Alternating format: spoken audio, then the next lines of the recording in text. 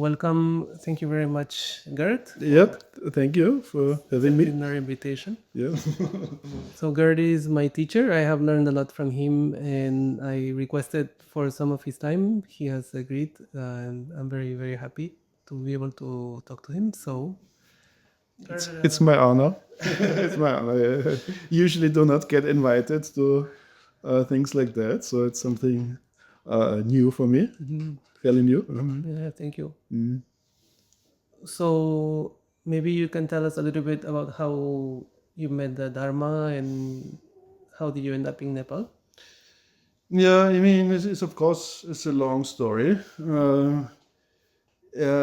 When I was young, of course, in Austria there was no Buddhism really, right? It was a borderland, so to speak, right? I always had an interest in meditation, but I grew up in a very how you say, materialistic environment, kind of science-driven environment. So I was also then a materialist, and we're kind of generally Indian religions had a kind of certain. I found it kind of attractive for some reason, no? And meditation was something I liked anyway. So I got a little bit interested, read a little bit about Buddhism, thought it's actually really nice. It's just not very, of course, it's all nonsense because there's no reincarnation or these kind of things, because it's everything comes down to particles, basically, to atoms. You had studied science this time? Yeah. Then I kind of was interested in science in school a little bit, and I studied chemistry, did a PhD in chemistry. While studying chemistry, at the beginning I was quite enthusiastic about it because I thought, okay, science. If you understand science very well, you can simply understand the world, understand life. But of course it becomes pretty clear, it became clear that it's simply not the case. So it's actually, it kind of becomes boring, science, over time. Kind of most people say that, you know. It's not, it doesn't really bring you closer to any kind of truth. And it is also not, it doesn't have that romantic aspect that it used to have at times of like Newton or Leibniz, kind of Lavoisier, these kind of people. They had their interaction with nature had a lot of, I think that was a very fascinating time in science. But I think it's not anymore. It's a very kind of mostly routine job, and it's about writing papers, making publications for a career and so on. In the end, it's just another publication about something. So you get a little bit. I mean, it's nothing bad, nothing wrong about it, but it doesn't have that. It doesn't have much of a. There's not much fascinating left in science. At least that's what I felt. And I kind of also started kind of somehow to look for something that is a little bit more fulfilling. Yeah, and I started working after I finished my PhD. Started working in the pharmaceutical industry. Was also not something particularly fascinating, but had good. It was interesting. It was interesting. Was something new. Kind of business, working in a big organization. So it was something new. You were in Austria? In Austria and Vienna, yeah. But also kind of in the end, of course, you have kind of a good life. You make good money. Company for whom you work, they take care of you nicely. They give you a car and everything. And so, yeah, not a bad life. But in the end, it's also something that has no meaning, except that you make a living. And say, okay, that's important anyway.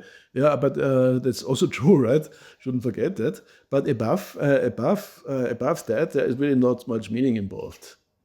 When you work for the pharmaceutical industry, it's all about that the company makes money, basically. Of course, there might be some benefit for other people, for patients who get some better medication or so. It's possible, but by and large, it's about a company flourishing, making money, and you kind of on the side kind of make a good living on it. There's nothing wrong with it, but it's not very fulfilling either. So I got more and more interested in Buddhism. I went to a Buddhist center and had a kind of very interesting experience. I remember at some, it was I think a Thursday, I went to an introduction teaching to a Lojong seminar. And then kind of during that, I had no idea about anything at that time, said, okay, the kind of as a French Lama, he said, okay, let's close the eyes and just imagine that, I don't know exactly what he said, something, I imagine that everything, the whole world, everything is just a projection of the mind. And then kind of that moment, in that very moment, I really said, actually, that makes a lot of sense.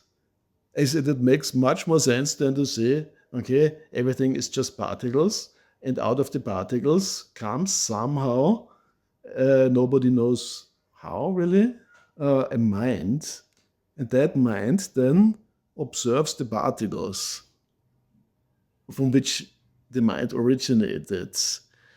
So it's kind of a slightly awkward construct. What had this kind of immediate, you can call it insight, or it just came to me simply. Yeah? And actually, the other way, it makes much more sense. Actually, everything is a projection of the mind. Makes a lot of sense. It makes everything much more easier, and at that moment seemed very logical to me. So that was a very crucial moment in my life, because I abandoned materialism and became a, you could say, Chittamandrian kind of person. Doesn't mean I became a Buddhist, right? I thought, yeah, okay, but then there's a lot of in Buddhism that is also not proven, right? Kind of karma and karma, cause and effect. That, I mean, there's no way. Okay, yeah, certainly there is then some kind of reincarnation, because if there's no body, or the body is just a projection of the mind, yeah, of course, you need to have some kind after death. Yeah, okay, something, a construct of the mind then changes into something else. Of course, there needs to be some kind of reincarnation, one way or another. So that I really totally accepted.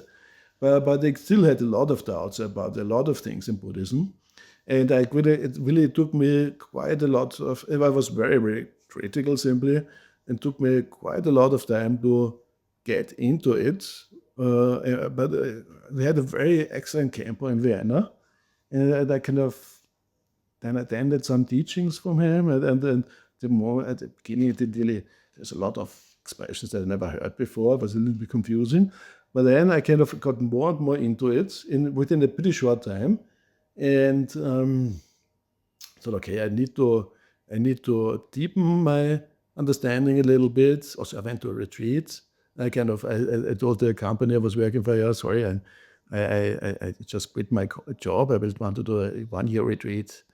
And they said, okay, I can't do that at the moment. As we really need you at the moment. It's difficult. It's a really bad time for you to just leave us.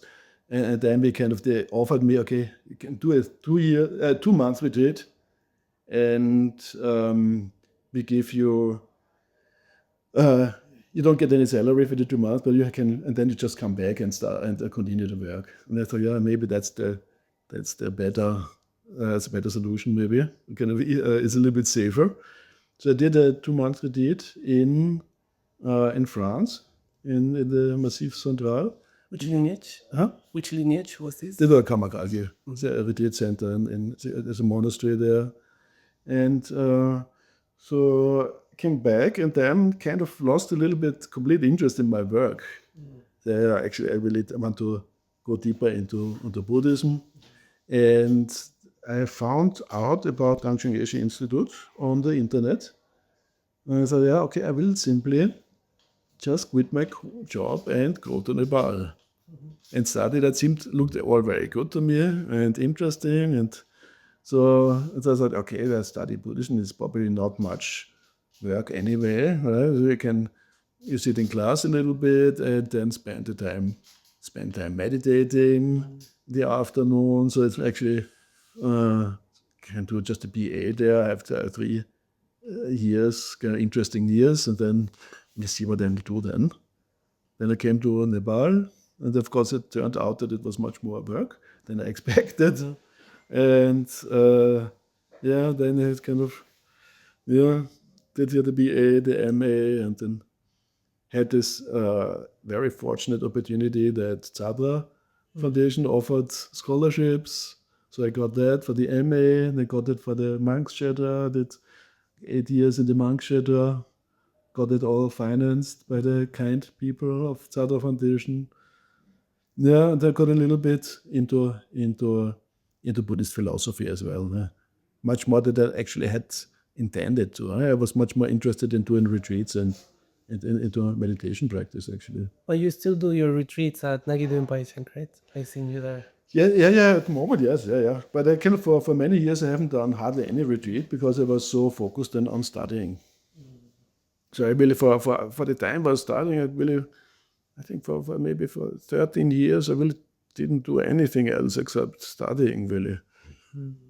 When you were at the shelter or also at Yeshe? At BA, MA, and the monk shelter. I see. I really kind of just invested all my time into it. I found it very rewarding. See a little bit of progress. You understand a little bit better. I kind of met a camper in a restaurant, a small local restaurant. We got along well. Which camper? It doesn't matter. I'm not sure if he's still a camper anymore. I don't know.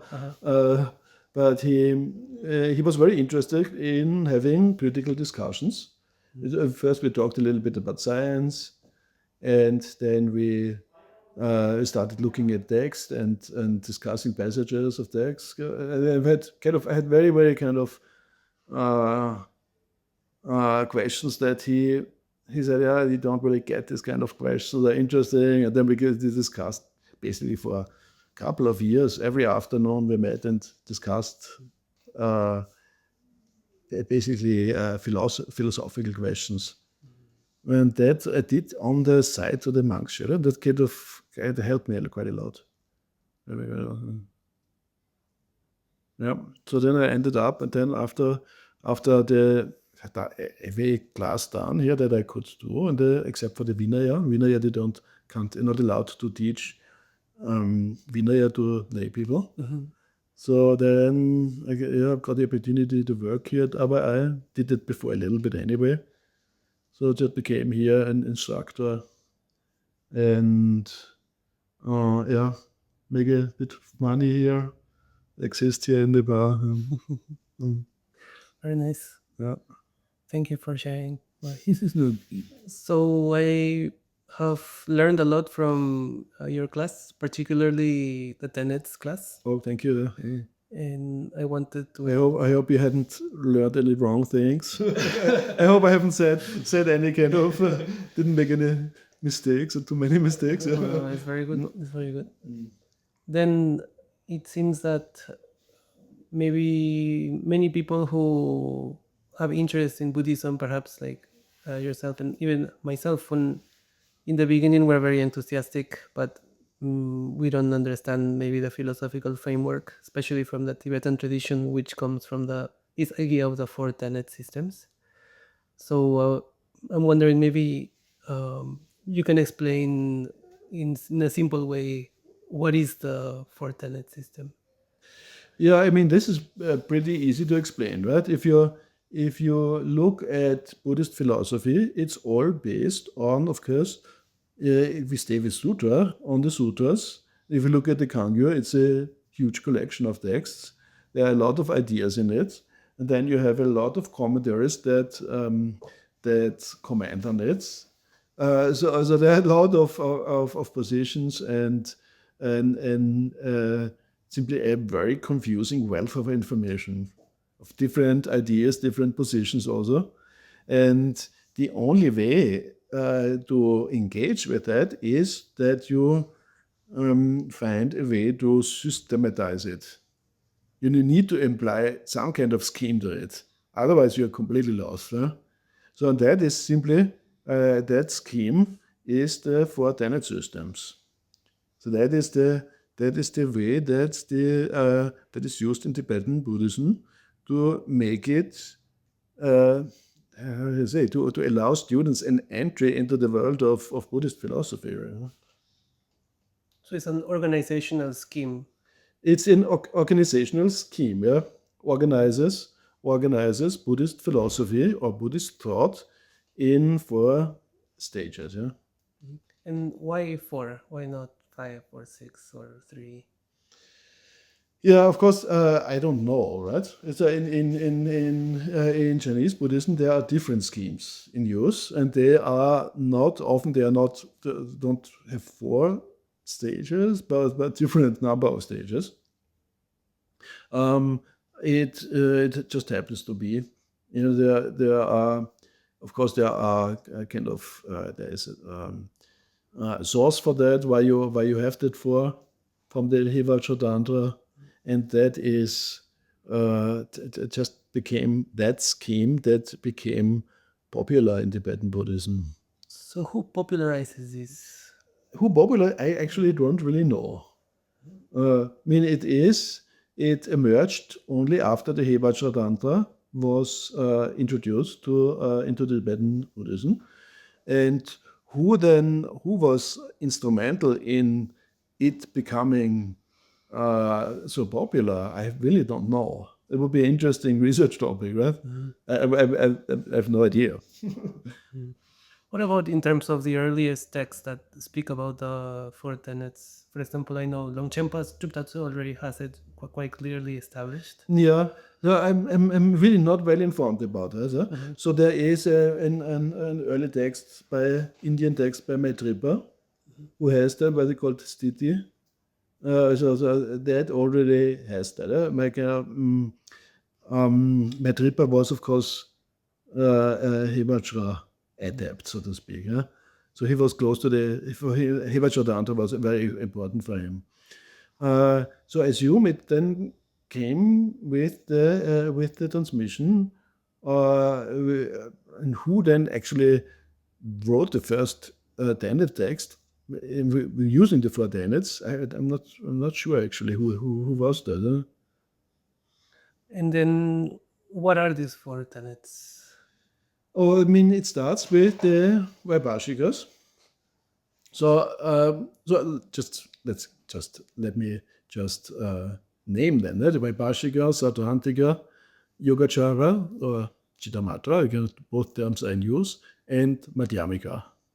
Of those four, the first two are what is from the Mahayana perspective, called Hinayana. Because we usually don't like to use the term because it sounds a little bit, it means literally the lower vehicle or inferior vehicle. So it's early Buddhism, but then it's simply the term that is used. So you can call it early Buddhism, maybe or basic Buddhism, to avoid that, but it simply comes up at the text very often. So it's just difficult to completely get rid of the term. But from modern day, Theravadins don't like the term. Yeah? They don't like it if you call them Hinayana. Of course, we want to be in harmony with the global Buddhist community. So we try not to use the term Hinayana, but sometimes we have. So Vaibhāṣikas and Sautrāntikas, they are early Buddhist schools or Hinayana schools. And Yogacara and Madhyamaka are Madhyamaka schools. Mahayana schools. Yogacara and Madhyamaka are Mahayana schools. So they have they depend on new sutras that surfaced maybe from beginning of the Common Era, and give a slightly different perspective to to Buddhist practice. And the four tenets seem to be, I think of them in a way like a stupa, in a sense that they begin with a more gross, not gross, but there's more course, and then they keep getting more and more subtle, right? Would you think? Yeah, that's definitely the way how it is explained, right? Of course, it is all from the perspective of the Madhyamaka school. Yeah? Madhyamaka is very much about negating our present day deluded experience. And basically, you come from the Madhyamaka perspective, you don't find anything that is truly existent. That is, of course, easy to say, but for most people, that doesn't do much, right? Or maybe it can be even harmful, right? Because you think, okay, nothing exists. It's all, it doesn't matter actually. Whatever you do, everything is non-existent. That is considered to be an extremely bad attitude. That's also not what is meant in the Madhyamaka teachings. Huh? So to understand emptiness directly without any preceding steps is a little bit difficult, unless you have some kind of lama that introduces you directly to the nature of your mind. Right? It's a different thing. But to a mere intellectual studying, it's much easier if you engage first with systems that have some kind of teach some kind of emptiness, but not in a complete way. And that is exactly these three schools that are listed below, if you want to say, below Madhyamaka. Meaning you have the Vaibhāṣika and Sautrāntika school. They are said to accept particles, finest particles, as something which is really there, which is substantially existent. And mind, mental events, and so on, they are also substantially existent. So for them, the five aggregates as a collection of conditioned phenomena are actually real. They are real.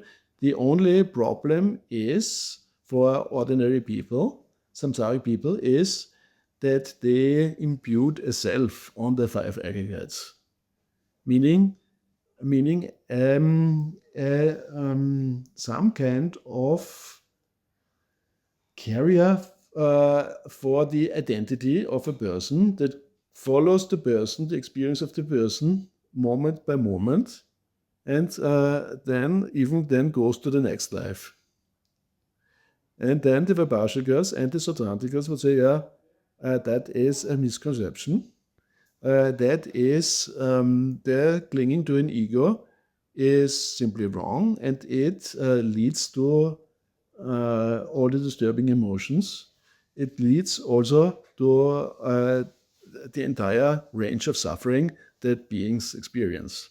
So that needs to be cleared up. So the imputation of self, it's actually imputed over these particles.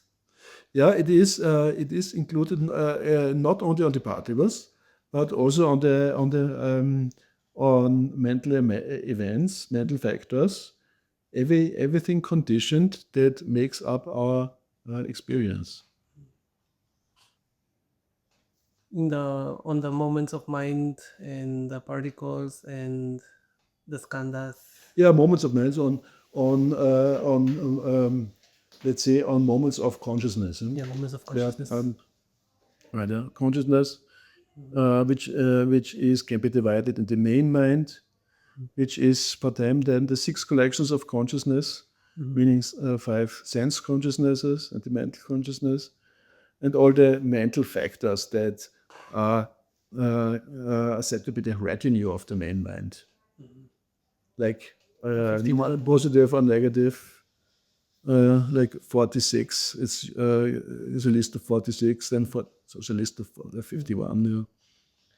since you have this background in science and you've talked about this a little bit in class also, can you say a little bit whether you see there's a relationship between classical view of physics and their notion of particles or atoms, and eventually it kind of dissolves once they reach like quantum physics, etc. And do you see a parallel between that system that becomes increasingly subtle and the Buddhist system of the four tenets, which also starts with coarse matter and becomes more and more subtle? Yeah, I think there is something completely different. Science and Buddhism are uh, sometimes sound surprisingly similar. For instance, uh, just the fact that both of them discuss particles, right? It kind of sounds seems to be there seems to be some kind of connection, right? Or you have even in cosmology, you have like in Buddhism the world systems that form and fall apart and then form again and fall apart, and you have extinction events in between and so it sounds really surprisingly like science, but in the end of the day it's something completely different. And from my own experience, I would have said it made me had quite a bit of problem when I started studying Buddhist philosophy to um, to get rid of my scientific thinking that I had been simply trained in, because science and Buddhism is something very different. Um, Science is really is how science is developed. It's all about experiments that one tries to make reproducible, trying to being able to make predictions in the phenomenal world, and then potentially get benefits out of that by developing new technologies. Unfortunately, that's not always a benefit, right? Unfortunately, in Buddhism, that's not at all the case. Huh? Nobody does an experiment in Buddhism. It's all about interpreting the sutras that the Buddha spoke or that it attributed to the Buddha, and it's basically about overcoming suffering by getting rid of ego clinging. It's a different enterprise, really. What about from the perspective of, I'm just trying to push this a little bit more. What if we use this perspective of mental experimentation, for example, in a sense that, okay, we learn basic Abhidharma, we understand the mind and the mental factors. After understanding the mental factors, we meditate and we look for them in our mind, and we see whether the attachment or the aversion is arising to certain factors, which are themselves factors. Would you call that some kind of experimentation also? Yeah, of course you can call it an experiment. Of course, yeah, yeah. It's of course not an experiment that is done in the scientific world. Right? Yeah. Usually not, at least. Huh? It's because it's something that is totally subjective. It's not something that you can easily uh, objectify and give somebody else to reproduce. It's difficult. It's not easy, right?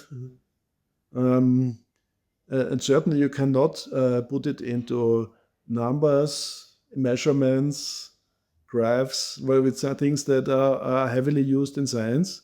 All that becomes really not applicable. It's simply not applicable in that kind of situation. So you have to use something completely different. Of course, you can say you call it an experiment, right? And you increase a certain knowledge that you have. Right? There's no question about that. Uh, but then how to communicate that to another person uh, is a difficult is a difficult question, right? Not so easy In the Buddhist. in the Buddhist context. Huh? In science, okay, everybody. Yeah. If somebody is trained in science, okay, you kind of just make a list what your experiments are, your data, and so on, and hand it over, write a paper and hand it over, and the other person will exactly know what happens, how he can reproduce it, and can build further his own research on it. With meditation experiences, it's very difficult. Buddhism also focuses mostly on the mind and on experience, since even within Abhidharma, but Abhidharma does have an aspect, maybe not so big, but which speaks about particles, right? Rather, Say a little bit about the difference between the particles from the point of view of Abhidharma and from the point of view of classical physics. yeah, I mean, I'm not really that much into science anymore, right?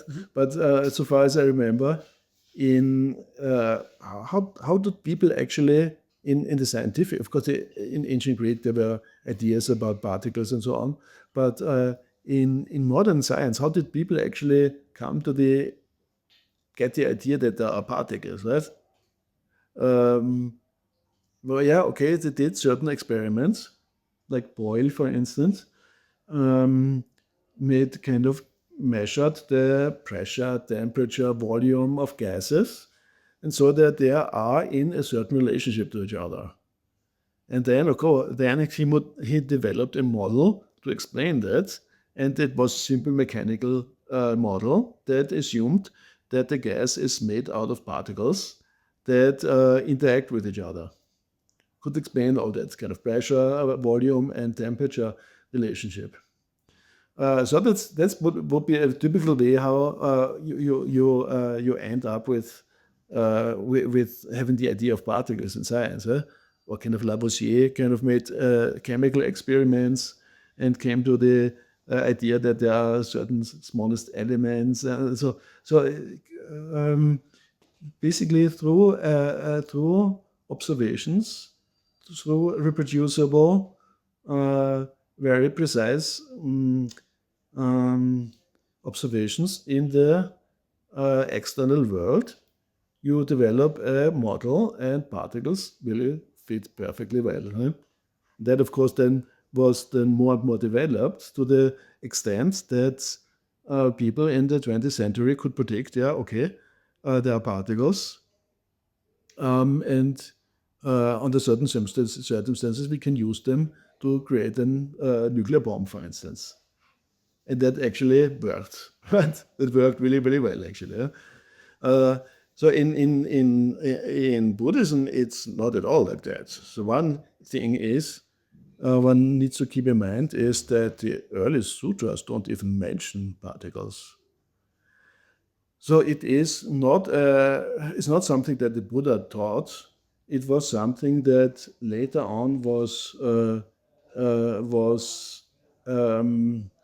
added to the explanation of the Buddha.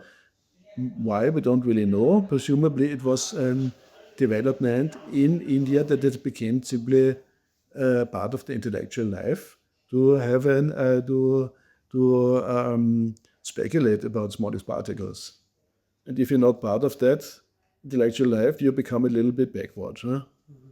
So we know kind of Hindu schools like the Vaisheshikas, for instance, they have their version of particles, and Buddhists have another version of particles, and it's not made. It's not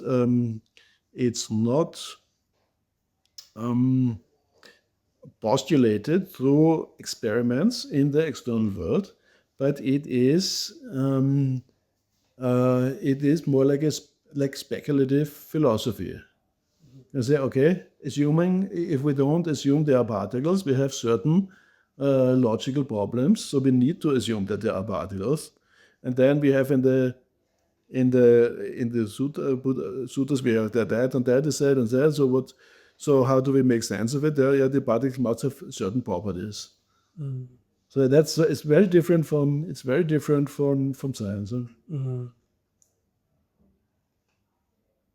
I mean, a little bit. Sometimes you hear kind of the there is a very elaborate description of particles in the Abhidharma-kosha.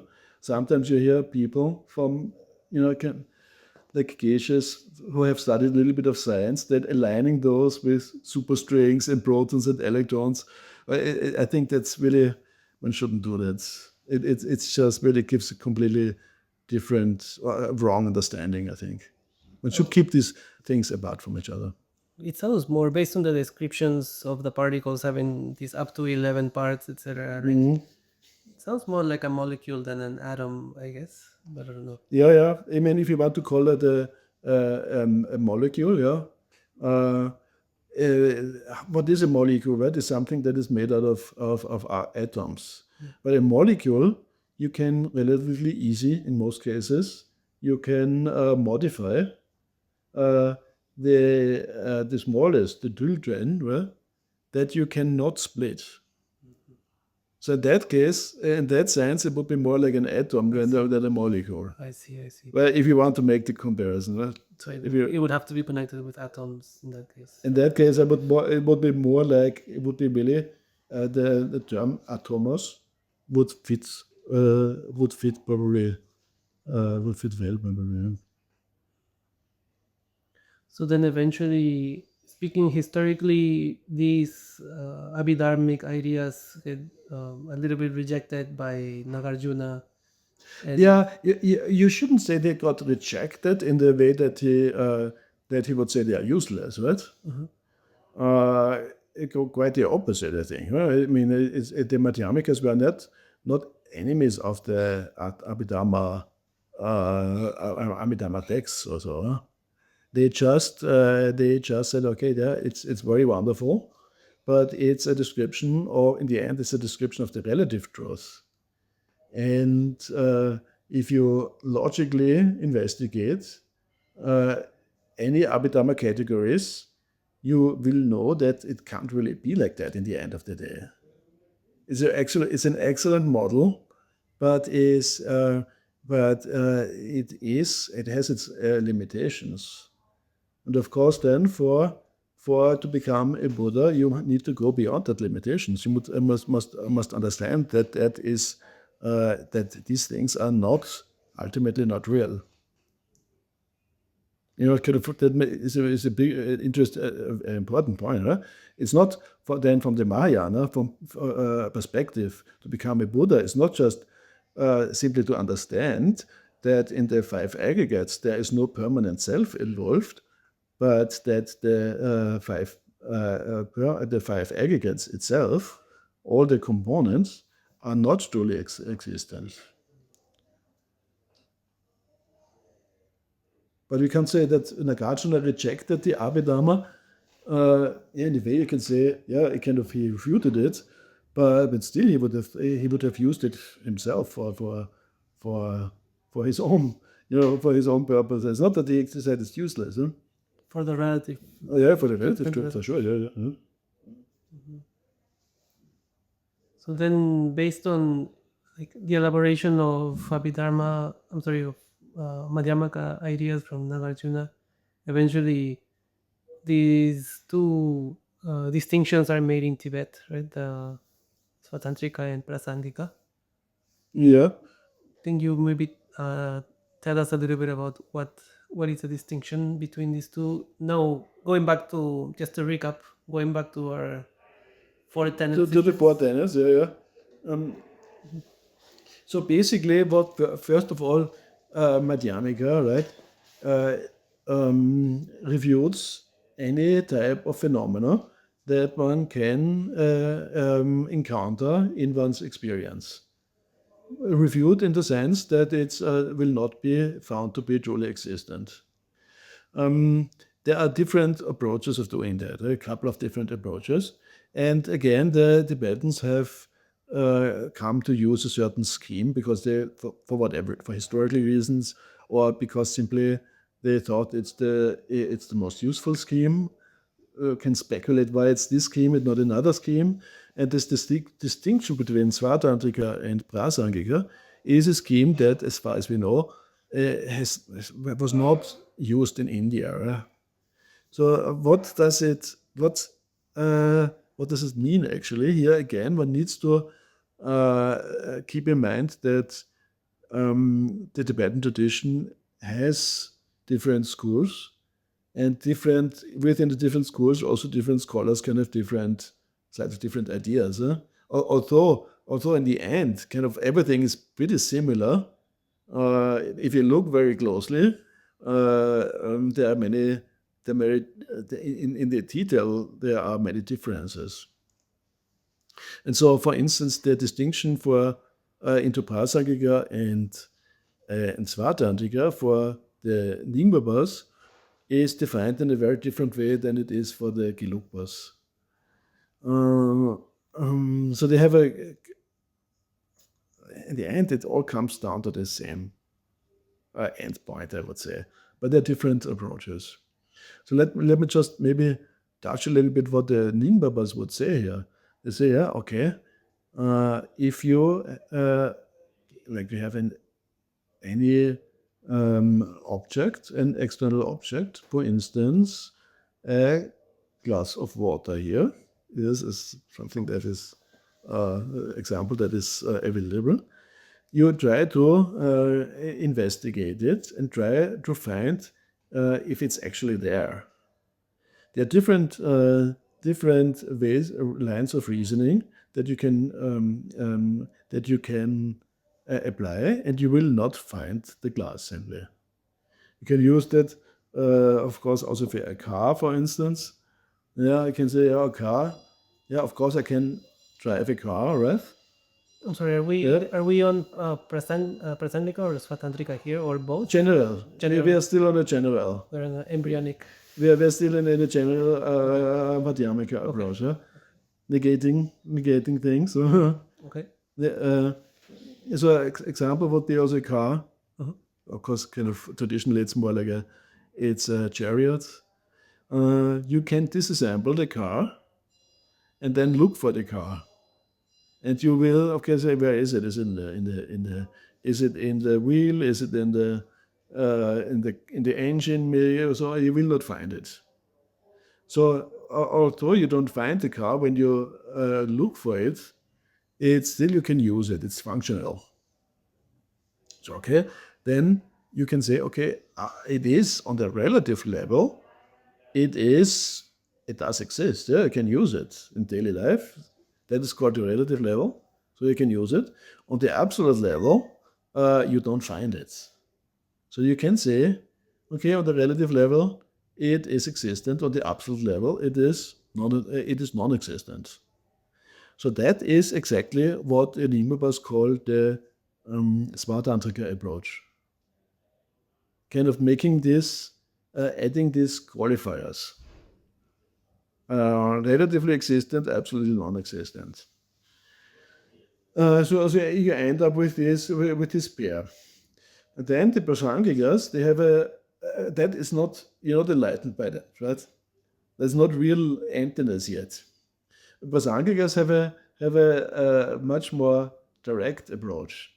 They say, okay, whatever you say about the car, it can be refuted, and there is no on the absolute level it's not existed, or the distinction is not even made. So it's purely negating all possible ways of existence of the car, for instance. That is existent, also that is non-existent, so there's a possibility of both and neither. And once you have negated all possible modes of existence, what does the mind do? There is no. The mind has to do something, right? But the mind then has induced a certainty into the emptiness of the car. So one rests into this emptiness, into the certainty. By that, the clinging to existence gets less and less and less, and at some point you have a direct perception of emptiness. That's called the equipoise of the noble ones. Then one is and the bodhisattva on the bhumi. One has a stage of enlightenment. So that's a very direct approach for the Prāsaṅgikas. For the Svātantrikas, they are a little bit on the step between relatively existent, ultimately non-existent, but they also need to let go of that, and then they end up at the same level that the Prāsaṅgikas do. So it is simply a question of whether you have like a two-step approach or a one-step approach, or like is it called a gradual approach or a subitist approach? It's sometimes called in English. So that is how the Nyingmapas would say this distinction between Svātantrika and Prāsaṅgika. It's a question, not a question of one is better or others or less, but other. You have to be a Prāsaṅgika, you need to be very, very sharp.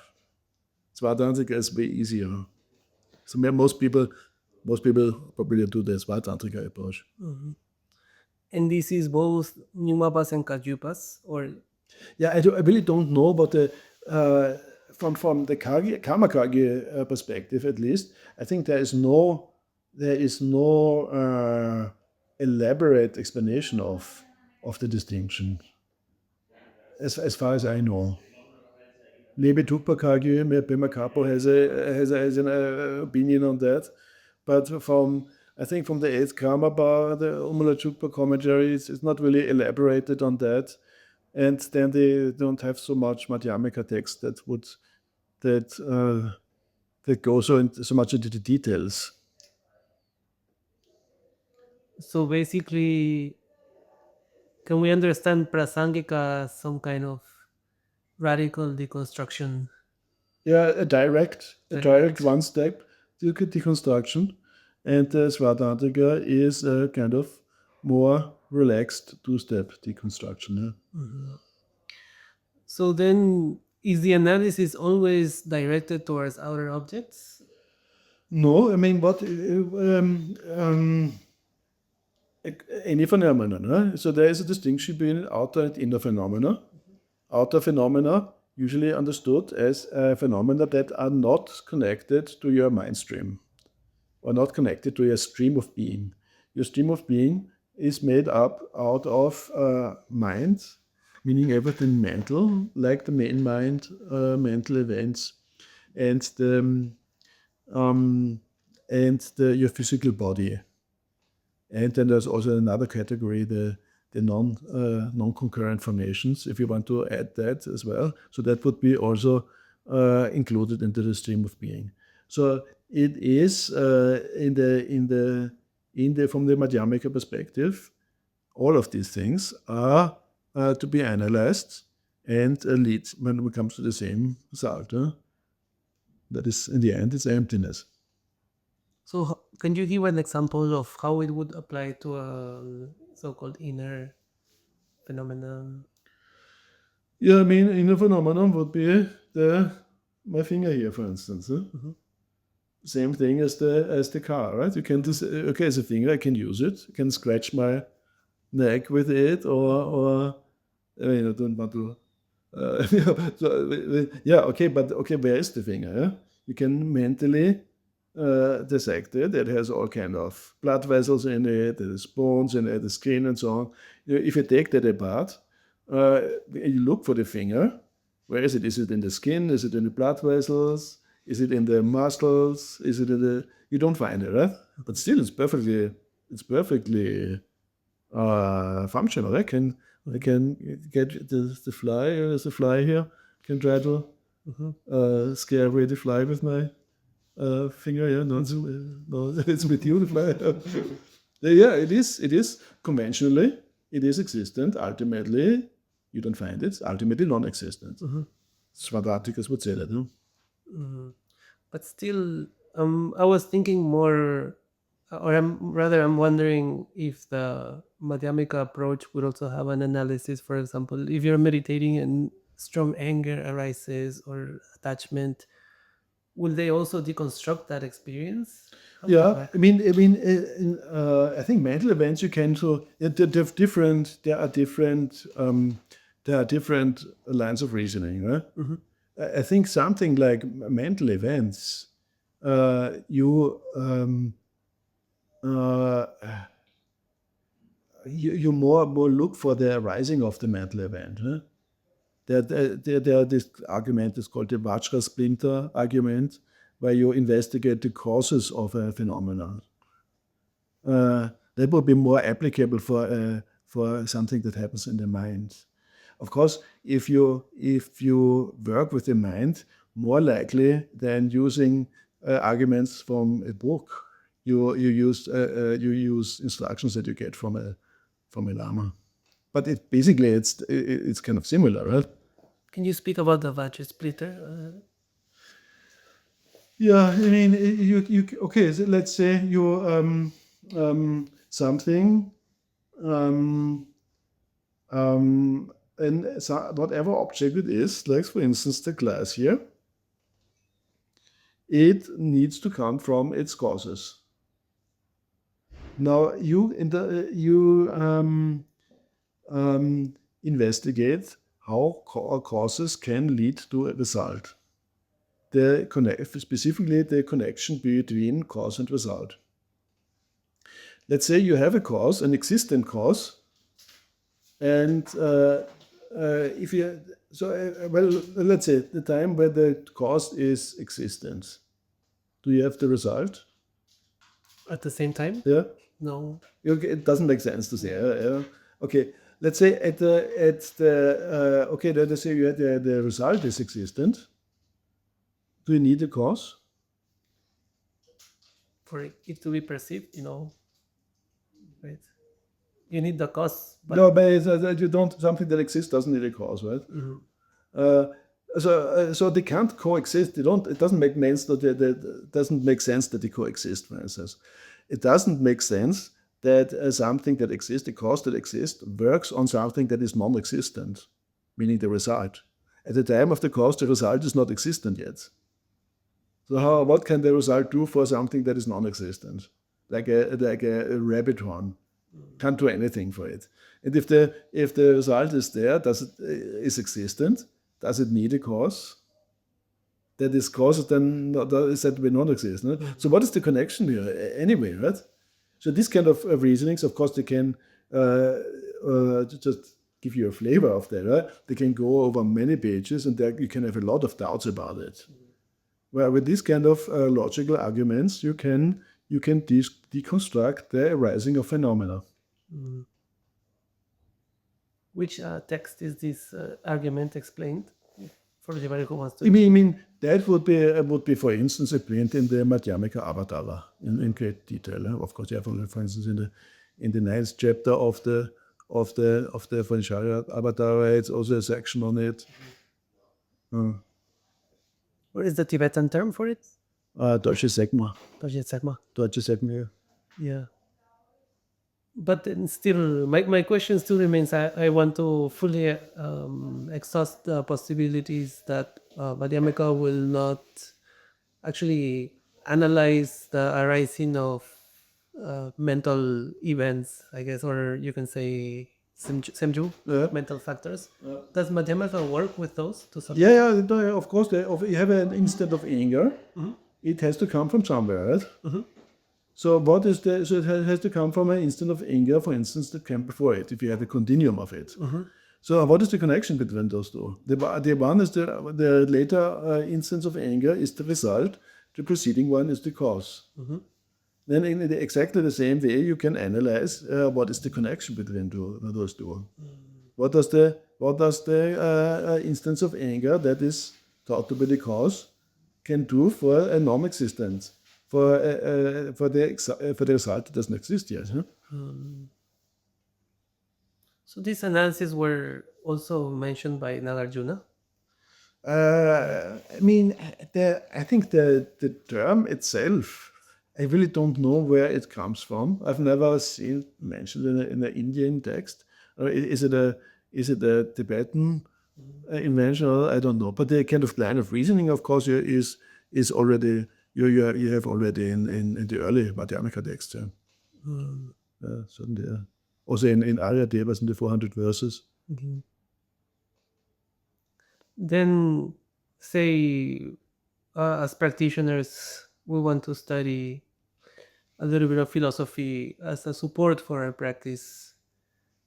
How do you recommend going about this? As somebody who has studied all this text already, for somebody who wants to practice, how much study would be necessary before gaining some enough certainty to go forth with one practice, in your opinion? Yeah, I think it really depends on the person also. There are some people for whom it comes very naturally. I've noted this very often. Some people it's just from the beginning very clear, and some people it just doesn't make any sense. And that is not necessarily a question of being smart or not. I think it's, we would simply say it's a question of how much habitual tendency you have from your past lives. So for some people, I think it's you just read the 9th chapter of the Bodhicharya Avatar, or get it explained. Of course, better is much better, and it will also help a lot. Whereas other people read and say that doesn't make sense. So that doesn't help me. This is just weird stuff. So maybe it depends on the person really. But generally, of course, going deep into Buddhist philosophy is not easy. Also, no? One thing is, of course, you have always the language barrier. So it's just relying on English translations. You get quickly frustrated because you never really know. Every translation is a little bit different, and you never know what it really says. So it's and then learning Tibetan it takes many years. So it's not easier. But to get a rough idea that support the practice, I think you can do that in 1 year. And you need to continuously work on it. Like read Dzongsa Khyentse Rinpoche's transcripts of the Umala Chukpa, for instance. I think that's probably very helpful. If I have some kind of study group, people sitting together and discussing these topics can be very, very valuable for everybody involved. I mean, we had that in Vienna back before I had any knowledge of the Tibetan language. It was very, very. I found it very helpful. And it makes sense. It makes a lot of sense for me how Madhyamaka integrates with our meditation practice, our daily experience. But can you also say a little bit of how maybe the 4 tenet systems or Madhyamaka in particular serves as the foundation for tantric practice from the perspective of having this fullness? Because Madhyamaka seems such a deconstructive, destructionist approach in a way, whereas the tantric visualizations and all this speechless is supposed to arise. Can you say a little bit about this? Yeah, so one thing is you're not able to do any tantric practice properly if you have no idea of emptiness. Right? You do it actually maybe even be harmful. Let's say, right? You kind of if you visualize then something is a very solid thing, it can have it can bring you to as a karma result a rebirth that is maybe pleasant, but it doesn't help you on your Buddhist path. Huh? So one has to be, one needs some kind of understanding of emptiness. So ideally, of course, it's you have this. I don't want to go into that because I'm not really qualified for that. But it needs to. You need a kind of a good idea about emptiness in order to uh, to to embed your tantric practice in it. So it's something where you get from where you get the idea of emptiness is a different question. Yeah, you can get it from through pointing out instructions. You can get it from studying texts. Ideally, of course, you do both of them in combination. you are kind of often you get these instructions. Yeah, you do the visualization out of an understanding of emptiness. Mhm.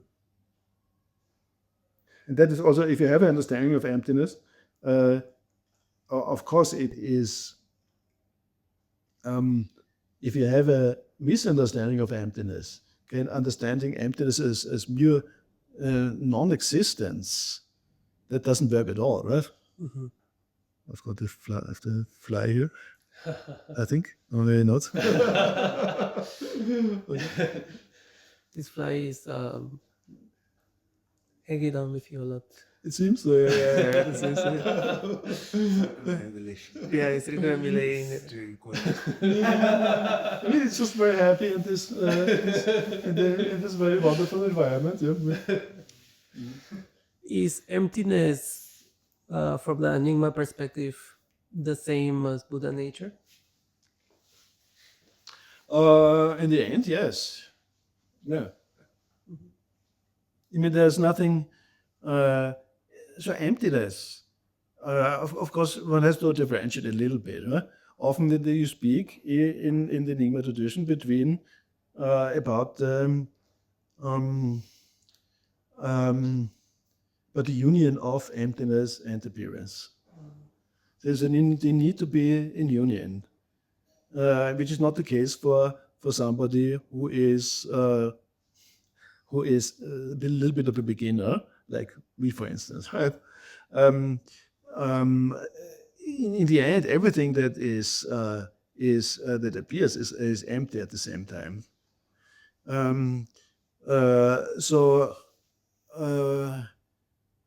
The actual emptiness, or the great emptiness, that this is called, that is the union between emptiness and appearance, or sometimes you have emptiness and awareness, or emptiness and clarity. So that is, of course, nothing else than Buddha nature in the end. Mm-hmm. That's how Mipam would explain the in his commentaries of Buddha nature also, I guess. Right? Yeah, but he can't say anything else. Yeah. Mm-hmm. So for people who would like to get... Of course, there is then, if you talk about Buddha nature, then there is a lot of topics connected to that are usually not mentioned when you only talk about emptiness. Huh? Madhyamaka. Yeah, so basically all these kind of qualities of Buddha nature and so on are kind of discussed in the context of Buddha nature, but not so much in the context of emptiness. So if you talk about Buddha nature, it's very much talking about the resultant qualities of usually. Huh? So we can understand of emptiness as one aspect of Buddha nature, from that perspective. Yeah, I mean, it's a synonym of it. Yeah, it's a synonym of it. Yeah.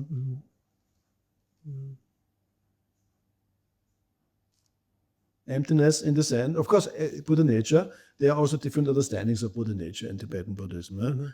Like one being the being negation. You have the explanation of it being in non-implicative negation simply, or exactly the emptiness, the union of emptiness and clarity. So there also one needs to keep that in mind. There are different ways of understanding Buddha nature, or Tathagata, and in the commentarial tradition, and also in the sutras. No? Different sutras have slightly different, let's say, perspectives on it.